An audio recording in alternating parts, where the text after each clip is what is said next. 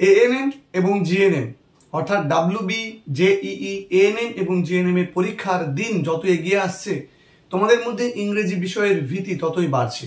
যারা ইংরেজিতে দুর্বল বা যারা ইংরেজি নিয়ে একটু চিন্তার মধ্যে থাকো, তাদের এখন যত দিন এগিয়ে আসছে ততই তাদের মধ্যে একটা সমস্যা প্রকট হচ্ছে যে তুমি ইংরেজিতে কি করবে, ইংরেজিতে আদৌ পারবে কিনা, কোনগুলো পড়বে আর কোনগুলো এবার ছাড়বে। এখন আমি তোমাদের এই ডাব্লিউবি, জেইই থেকে হওয়া এএনএম, জিএনএম এর যে প্রিভিয়াস ইয়ারের প্রশ্ন এবং জেনপাস ইউজি এর যে ইংরেজি পরীক্ষা যে প্রশ্নগুলো এসেছিল সেগুলো আমি তোমাদেরকে অ্যানালাইসিস করে আমি কয়েকটা চ্যাপ্টার তোমাদেরকে বলবো যে চ্যাপ্টারগুলো থেকে প্রশ্ন নিশ্চিত রূপে আসবে। দেখো, মাস্ট রিড চ্যাপ্টার্স, তোমাদেরকে বলবো কোন চ্যাপ্টার্স গুলো তোমরা অবশ্যই রিড করবে। Number 1, preposition. তোমরা প্রেপোজিশনের চ্যাপ্টারটা খুব ভালো করে পড়বে, কারণ এই প্রেপোজিশনের থেকে তোমাদের ফিল ইন দ্য ব্ল্যাঙ্কস দেওয়া হবে, বা তোমার বলবে যে কোনো একটা অংশ grammatically remove one of the part of the sentence to make it grammatically correct, তখন হয়তো কোনো প্রেপোজিশনকে তুলে দিতে হবে। অর্থাৎ কোথায় প্রেপোজিশন বসে, where to use preposition and where not to use preposition, you have to learn this chapter very well. তোমাকে এই চ্যাপ্টারটা খুব ভালো করে পড়তে হবে। আশা করা যায় তুমি এখান থেকে 1 মার্ক পেতে পারো। আচ্ছা, এরপরে আমি চ্যাপ্টার নম্বর 2 তোমাদের জন্য যে চ্যাপ্টারটা বলবো সেটা হচ্ছে one word substitution। এই যে one word substitution বা সিঙ্গেল ওয়ার্ড করা, এই চ্যাপ্টার থেকে তুমি একটা প্রশ্ন নিশ্চিত রূপে পাচ্ছ, ধরে নাও।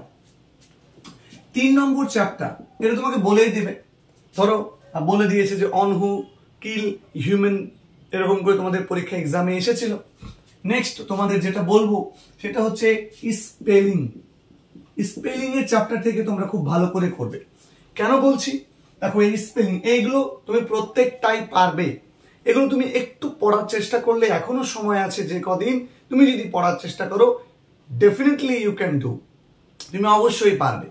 এবার দেখো স্পেলিং থেকে কেমন প্রশ্ন আসবে, তোমাকে পড়তে হবে যে select the correctly spelled word, সঠিক উচ্চারণে সঠিক বানানে লেখা শব্দটা তোমাকে 4টে অপশনের মধ্যে থেকে খুঁজতে হবে, বা তোমাকে বলবে যে রংলি স্পেলড ওয়ার্ড, ভুল বানান কোনটা আছে, 3টে ঠিক থাকবে, একটা বানান ভুল থাকবে, সেটা তোমাকে চুজ করতে হবে।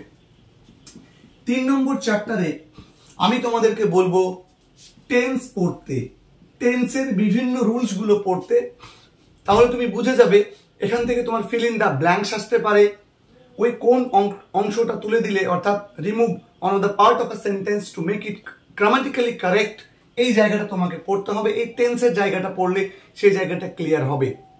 সেই সঙ্গে এই টেন্স থেকে কিন্তু তোমাদের শূন্যস্থান পূরণ আসবে। সেই সঙ্গে এই জায়গাতে আমি বলবো যে এরই আরো একটা পার্ট, সেটা হচ্ছে সিকোয়েন্স অফ টেন্স। এই চ্যাপ্টারটা খুব ভালো করে পড়বে, সিকোয়েন্স অফ টেন্সের চ্যাপ্টারটা।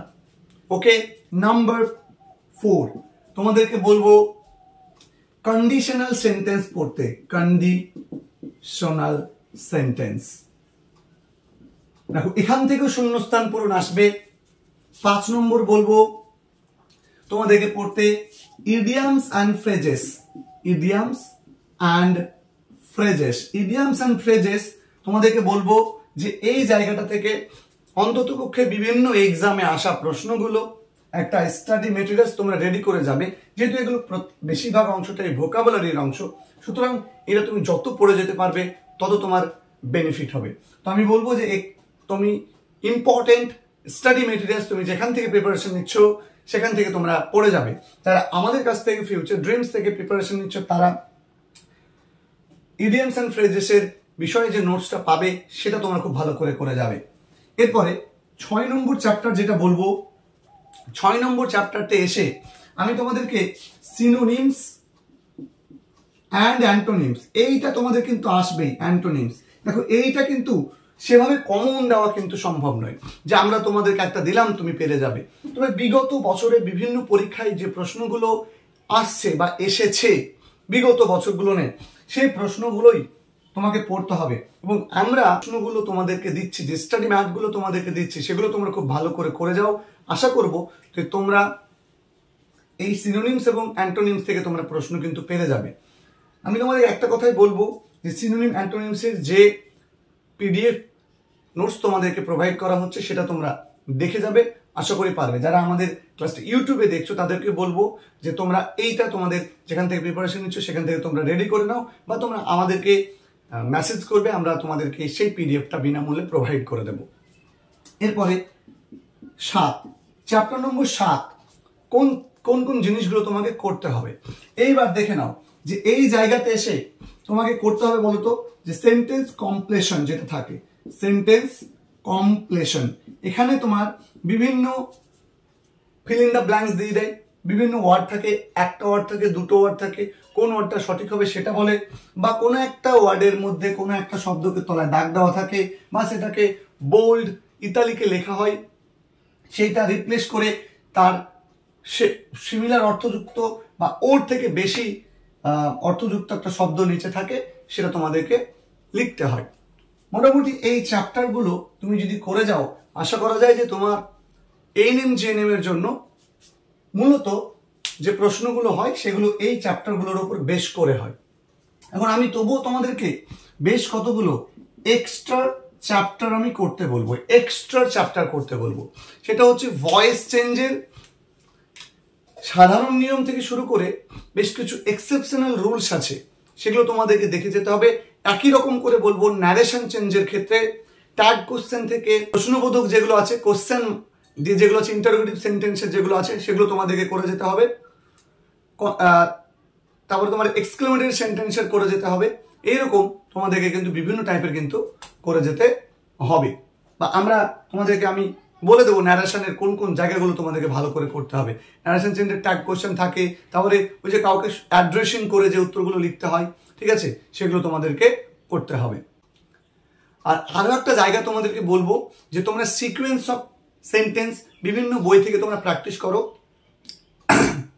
একটা জায়গাতে তোমাদের 4টে হয়তো পার্ট দিয়ে দিবে সেন্টেন্সের, 4টে পার্ট, ওই 4টে পার্টকে তোমাকে সাজাতে হবে, 1 2 3 4 4টে করে তোমাকে সাজাতে হবে যে কোন সিকোয়েন্সটা গ্রামাটিক্যালি এবং মিনিংফুলি হবে, গ্রামাটিক্যালি মিনিংফুলি হবে তুমি সাজাতে পারলে। আর লাস্ট, সর্বোপরি last but not the least, তোমাকে এটা বললাম যে সিকোয়েন্স অফ সেন্টেন্স করো, সিকোয়েন্স অফ সেন্টেন্স। এবং লাস্ট তুমি যেটা করবে সেটা হচ্ছে এরর কারেকশন। এরর কারেকশনের উপরে বেশ কিছু কমন রুলস তোমরা রেডি করে যাবে, বেশ কিছু কমন রুলস রেডি করে যাবে। তাহলে তোমাদেরকে এই 8টা, আর ওদিকে বললাম ভয়েস ন্যারেশন, আর এখানে 2টো, তাহলে টোটাল 11টা অধ্যায় তোমাকে দেখতে হবে। তোমার হাতে এখনো পর্যাপ্ত সময় আছে। এক একটা চ্যাপ্টার, এখানে দেখুন কিছু কিছু জিনিস প্র্যাকটিস করা আছে, শেখার কিছু নেই। শেখার বলতে প্রেপোজিশনটা একটা শেখার আছে, এগুলো জাস্ট ট্রিক্স ফলো করবে, মনে রাখবে, হয়ে যাবে, ব্যাস। এই জায়গাটা তোমাদেরকে শিখতে হবে। কন্ডিশনাল সেন্টেন্সটা একদিনে তোমরা শিখে যাবে, definitely easy chapter.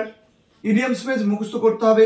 Synonym antonym যে যত মুখস্থ করবে, প্র্যাকটিস করবে, তার তত বেশি বেনিফিট হবে। সেন্টেন্স কমপ্লিশন গোটা সমস্ত চ্যাপ্টারগুলো থেকে থাকে। আর sequence of sentence, error correction, voice narration, 1 3 4 5 6 7, মোটামুটি 7টা চ্যাপ্টার তোমাকে কিন্তু খুব ভালো করে পড়তে হচ্ছে। এগুলো পড়ে যাও, আশা করি তুমি এএনএম জিএনএম এর থেকে যে প্রশ্নগুলো ইংরেজিতে হবে এই চ্যাপ্টারগুলো থেকেই হবে। তাহলে তোমরা প্রত্যেকে ভালো থেকো, তোমাদের সঙ্গে দেখা হবে পরবর্তী ভিডিওতে। Till then take care, stay safe, stay happy, stay healthy.